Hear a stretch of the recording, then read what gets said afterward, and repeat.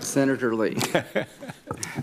Mr. Barr. After this, we'll break to 12:15 for lunch and a comfort break.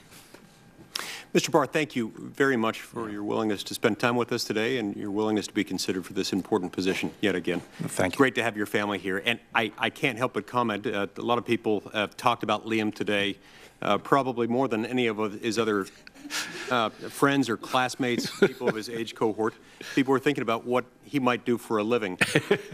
Unlike some of my colleagues who have suggested medicine, I want to just sort of suggest what I've suggested to my 3 children, which is that I'm not going to push them into any career choice, which in our family means that you can be any kind of lawyer you want. Just keep that in mind with Liam. I'd like to talk to you first about civil asset forfeiture. As you know, civil forfeiture and criminal forfeiture are 2 very different things, 2 very different species of government taking someone's asset. With criminal forfeiture, of course, the government's ability to take something away is predicated upon a conviction of a crime. With civil asset forfeiture, that happens even in the absence of a conviction. There are some serious questions, of course, regarding the legality and constitutionality of civil asset forfeiture.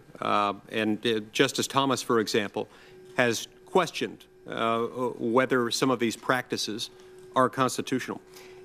I was encouraged to note that in your testimony in 1991, you identified this as an issue. When you testified before this committee, you criticized what you described as the speed trap mentality of forfeiture. Your point was that, quote, agencies should not feel that just because they seize money, they're going to get the money, close quote.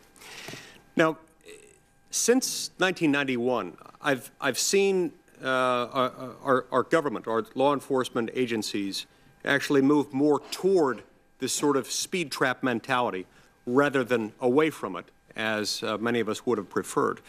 Too often, law enforcement agencies have too strong an incentive to use civil asset forfeiture in a way that lines their own coffers outside of the relevant appropriations process.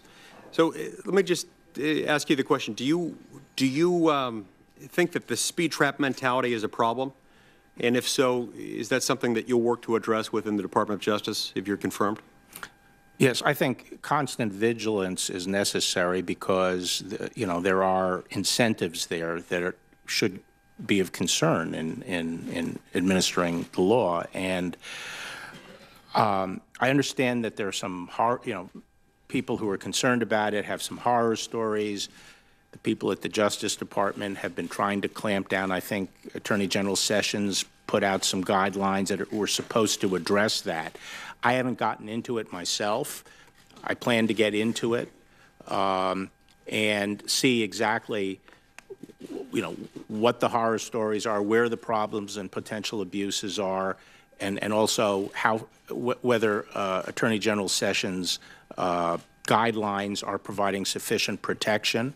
At the same time, you know, I think it is a valuable tool in law enforcement, and the state and local law enforcement officer, our partners, it's very important to them. So I want to make sure we strike the right balance. And once I have a chance to review it, I'd be glad to come up and talk to you about that. Thank you. I appreciate that. I understand that it's a tool that many consider valuable, and but a tool that can be considered valuable for some of those same reasons.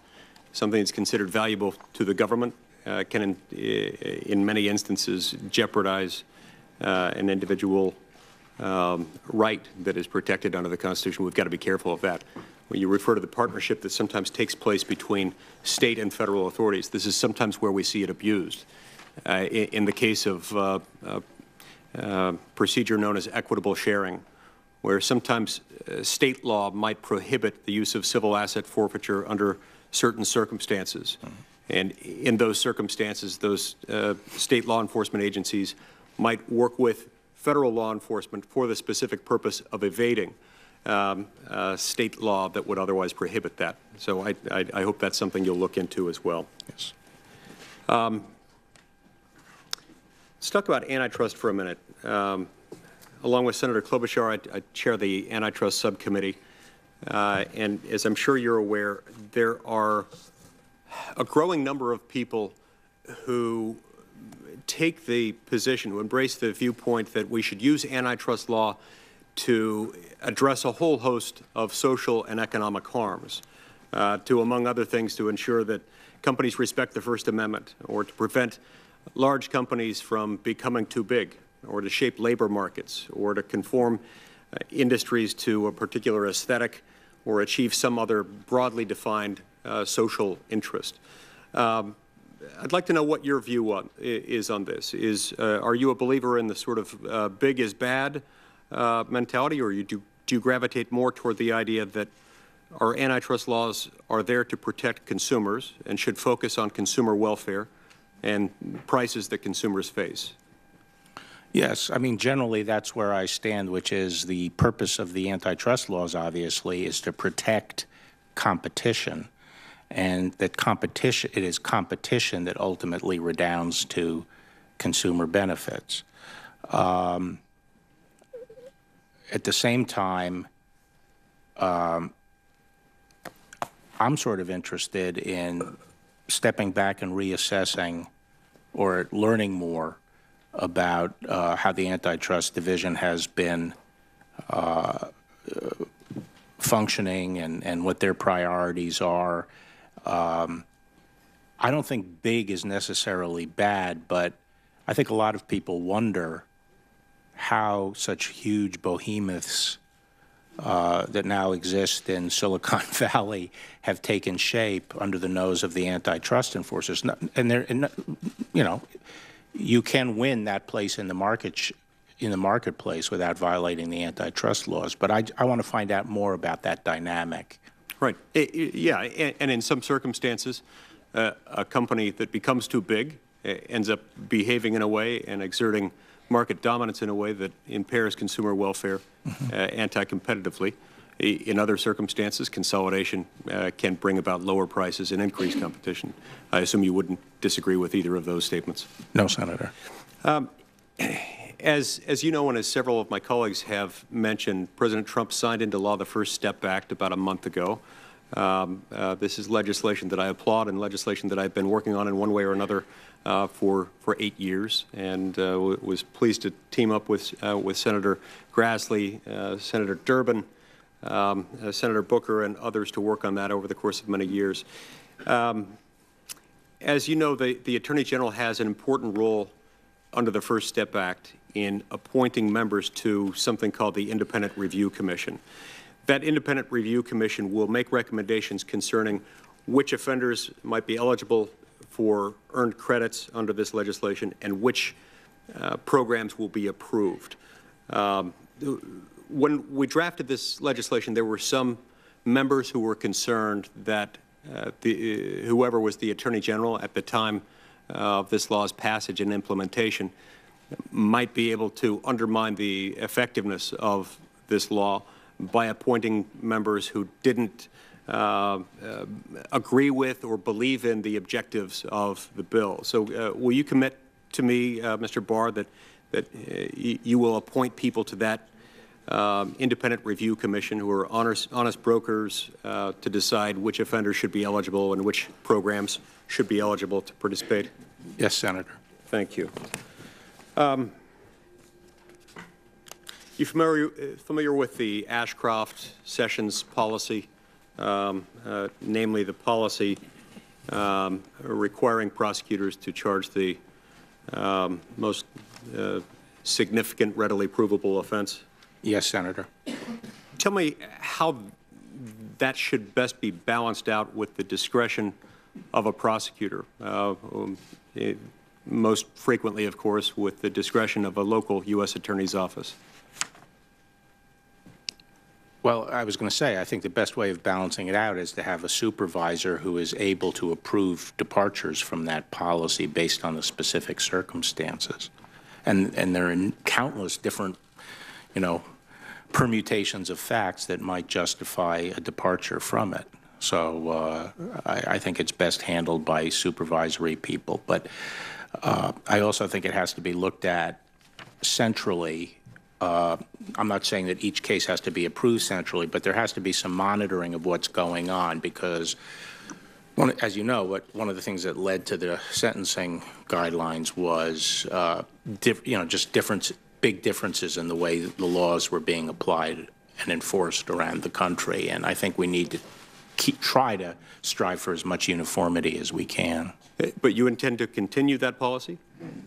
Yes. And unless someone tells me a good reason not to. if I'm understanding you correctly, you're saying that if you do follow it, you will defer to the judgment of the office in question in the case of determining when to not charge the most serious, readily provable offense? No, I won't defer to my subordinates. I'm not going to say, yeah, I will defer to my subordinates. I mean, usually you do defer to your subordinates, but there might be a case I disagree with, and I'll assert myself on it. Okay. I see my time has expired. Thank you, sir. Thanks, Senator Lee. We'll take a recess to... Hi, everyone. My name's Mike. I'm the creator of Mox News. And for the last 15 years, I have been telling you that as long as I have the support of the community that I serve, Mox News will post videos forever. And that's the truth. As long as I have your support, no one could ever make me stop. Unfortunately, currently, less than 1/2 of 1/10 of 1% of Mox News viewers ever donate, tip, or contribute anything back. Again, let me make that really clear. Much less than 1/2 of 1/10 of 1% ever give anything back. And to those of you who have donated to Mox News, I want to thank you so much, because it's because of your generosity that we have been able to bring attention to important videos that millions and millions of eyes would have never seen. And I think that that's an amazing thing that we've been able to make happen together. And I can't thank you enough for helping me make that happen. So it's not too late. If you'd like to see Mox News covering the 2020 presidential election, if you can't imagine the 2020 presidential election without Mox News, please, there's still time. You can make a difference. It's easy to make a contribution, donation, or tip. You can go to moxnews.com, or in the text body of this video, there are clickable links to the Patreon page or to the PayPal page. And again, it should take less than 2 minutes to make a donation, and your donation can make a big difference. So I thank you all. Stay cool. One of these days this war is going to end, and it would be awesome if Mox News could be there to celebrate that day with you.